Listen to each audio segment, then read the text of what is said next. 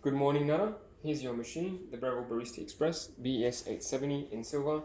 I'm just going to do this demo video doing a double shot latte to show you around the machine and obviously confirm that everything's fine. Also, just to confirm the condition, the machine is in very good condition. I would give it a 9 out of 10 maybe. I don't see any damage or wear and tear on the left or right hand side or the top side. Very little wear actually. There's one small ding here, but it's barely noticeable, and some light scratches from use. But that's about it. And somewhere here, some dings, but actually not very noticeable. Yeah, I've cleaned it up and I've given it all the servicing required. I've also realigned the grinder, so it's in very good condition now. It's on and heated up. Usually it takes about a minute to warm up. I'm going to show you how I like to make my coffees. So I would start by grabbing my mug. Obviously the handle is empty. This is the 2-cup single wall basket, which is the best one. It's the one you want to use for fresh coffee. Put my cup, press the double button just to warm up the machine some more, and also warm the handle and the cup. And it also, usually it's good because it also cleans any dirt or oils that are built up.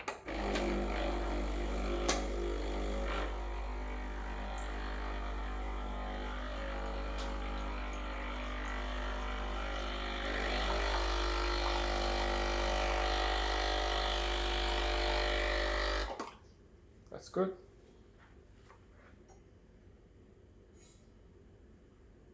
You can do that once or twice if you want to heat up your mugs. You can also use the hot water spout right here to heat up your mug. Or if you want to make long blacks or Americanos or tea bags or something, you can use this hot water spout.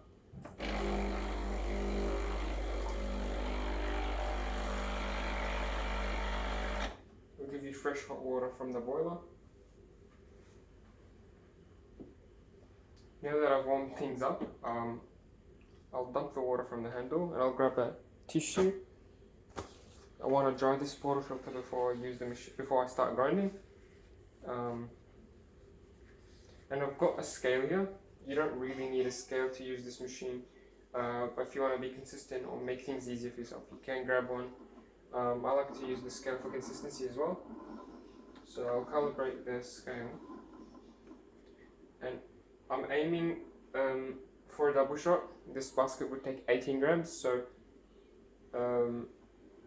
that's 18 grams of ground coffee.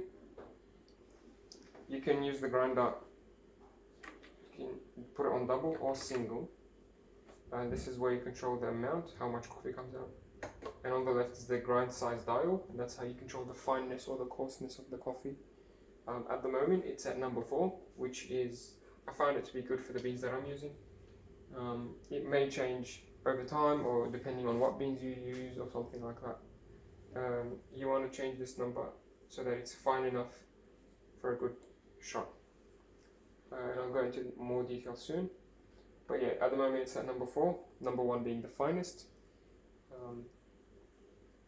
There's an internal mechanism that allows you to go even finer, but I've done it and I haven't overdone it because I don't want you to damage your machine. So at the moment you still have 4, 3, 2 and 1. So you have a little bit of buffer, or a little bit of range at the moment. So you can go from 1, you can go up to 18. But yeah, if you're using fresh beans, you can stay at 4, maybe number 5. Okay, that's a lot of talking about the grinder. I've calibrated the scale here. So what I like to do, I like to keep it at single. I like to grind twice.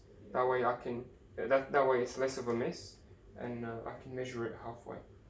And the amount is on the least here. If you want more, you can always increase it. It's on the less side.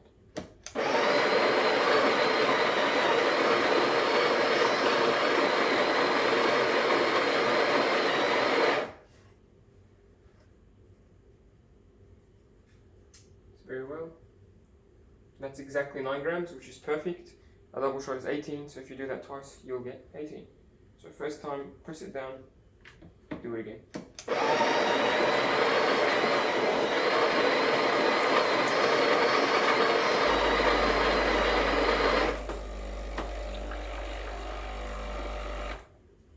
I like to add sugar to my coffee, so I'm going to do that now.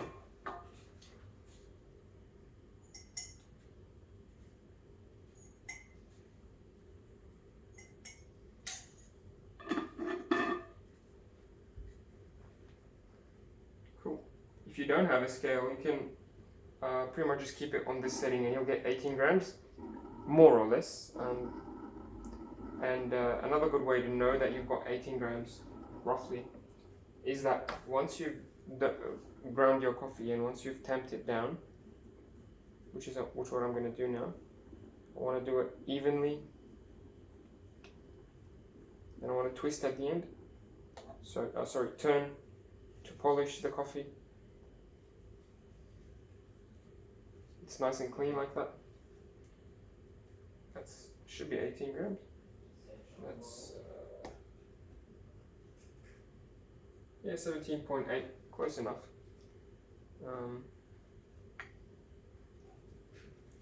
If you notice, the tamper only went down as deep as the silver cap. That's roughly 18 grams. So if you have more than that or less than that, you can know without having a scale. It's sort of muscle memory over time. You'll know how much is the right amount. So yeah, I want to make sure that it's clean and even, and I apply firm pressure. Clean the edge and then put it in. The handle will go up to 6 o'clock, but if it's very firm at 5, the handle will go all the way to 5 o'clock. But if you can, if it's very firm at 6 o'clock, keep it there. But if you can, push it all the way. Right, here's my mug. I'm also going to use this scale to calibrate the button. I think it's already calibrated. Let me see if it's already calibrated. Pretty sure it is. I've already calibrated it. So the way you do that is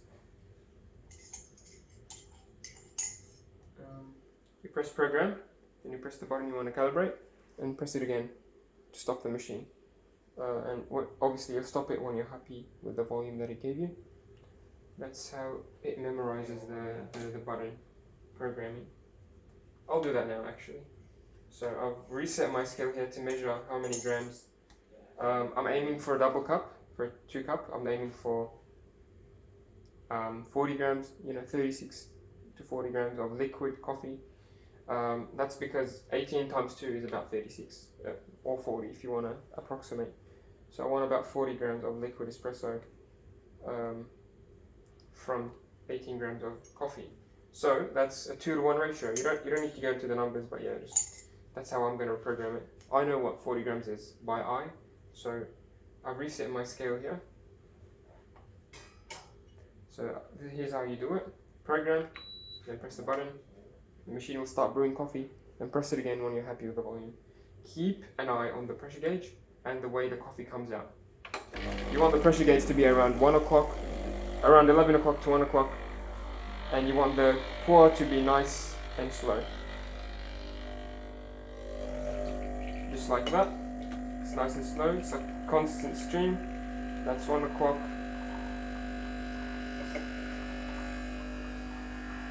I'll stop it right there. I think that's 40 grams. Could be wrong.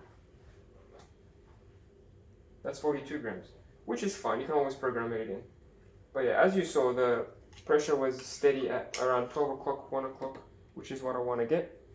And the pour was nice and controlled. It was a little bit too fast for my liking, honestly. My beans are getting a little bit too old.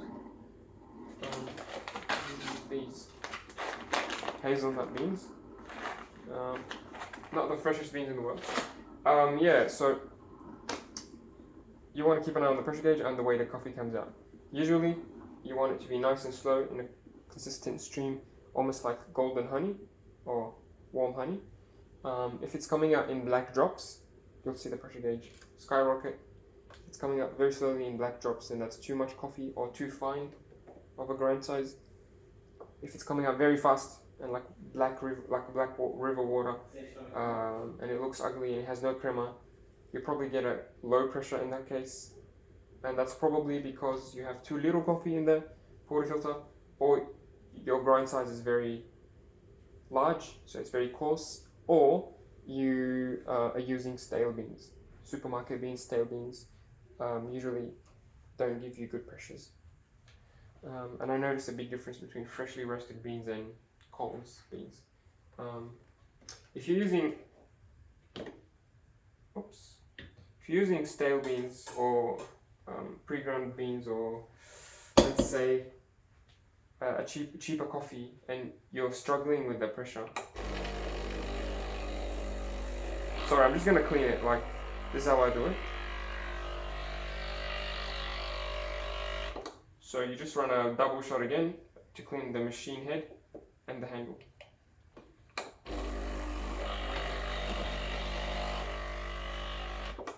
And after you're done, you can store this on your counter, on your dish rack. I like to store it here for the next morning. Yeah, let's not let the coffee sit out for too long. I'm going to do the milk now. Yeah, sorry, I almost forgot. If you want to use pre-ground beans or older beans or stale beans, for example, and you see that you're struggling with pressure with this type of basket, you can also use the pressurized baskets. They're inside the tray. All the accessories are in the tray, but you shouldn't remove the tray when the machine is on, because the machine occasionally dumps water into the tray. You can hear it now. That's the excess water from the valve.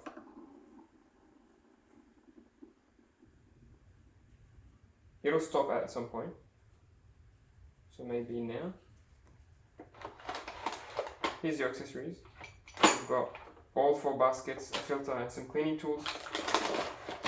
You want to use the dual wall baskets for the coffees that I mentioned.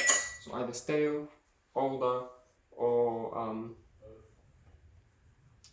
pre-ground coffee. Because the pressurized baskets will create pressure for you even if you don't have a very fine coffee. Yeah, you can find tutorials about that in the future, or just ask me if you're confused. So with the milk, I'm gonna use the technique that everyone recommends. I've got the milk wand here, and I'm gonna inject air. So I'm gonna put the wand close to the surface of the milk and try to create a vortex. And that's gonna be injecting air into the milk. I'm gonna hold that for about 20 seconds, and then after that I'm gonna raise the pitcher and stop injecting air. Because if I inject air for too long, it'll be a cappuccino or something other than a cappuccino.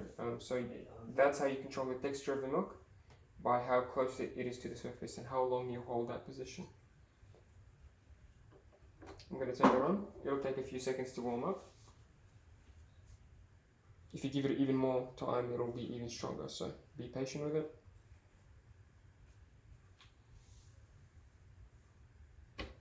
Here we go.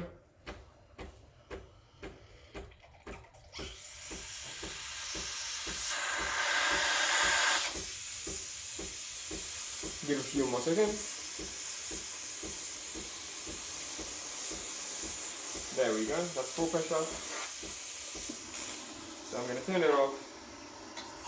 Put it in the position that I told you. Turn it on.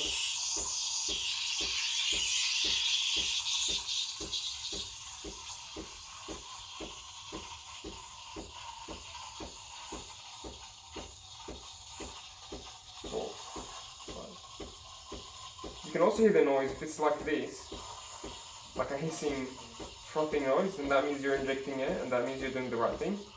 If it's screaming at you, then that's the wrong position.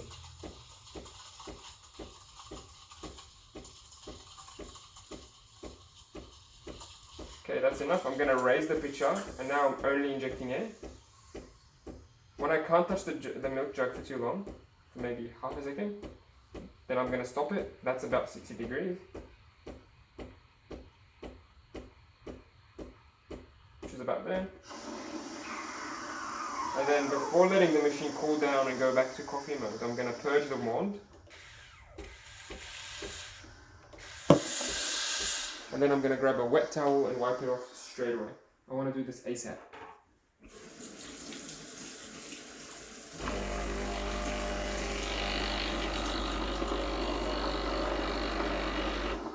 So the machine cools down and goes back to espresso mode.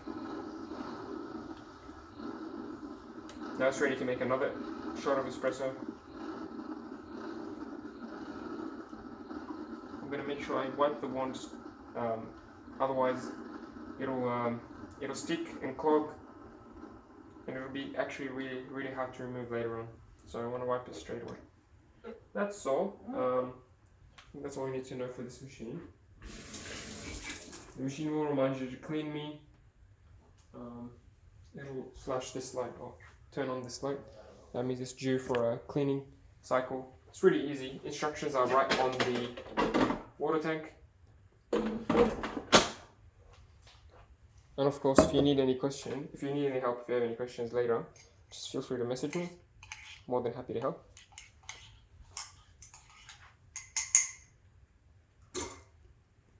This is a very smooth cup of coffee. I'm gonna tap my milk, swirl it around, and tap it again to break any bubbles, and pour.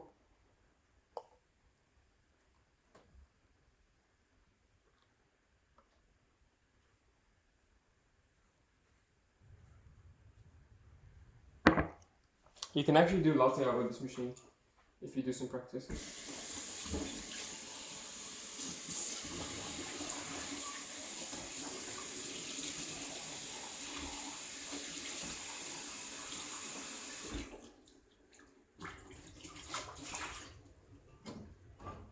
As for the milk jug, you want to get a milk jug that's made of metal, preferably to feel for the temperature. Here's what the coffee looks like, and I'm sure it'll taste amazing.